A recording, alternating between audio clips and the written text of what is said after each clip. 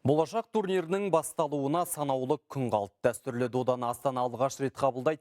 Бұл жарыс 2024 жылы Ресейдің Қазан қаласында өтсе, былтыр Біріккен Араб Әмірліктерінің Әбу-Дабиінде ұйымдастырылды.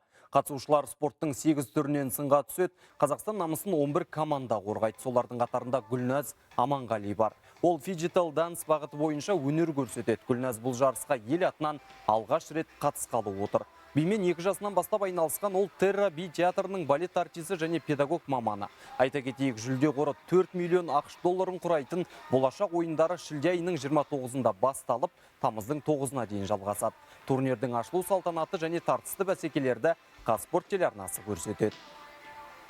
Қазақстанның атынан осы үлкен болашақ ойындарына қатысып, Қазақстанның мәртебесін қорғайын деп жатырмын. Ең алғаш қарсыласым колумбиялық Адриан есімді кісі, қателеспесем, 19 жаста. Бірінші ойыным сол кісімен болды.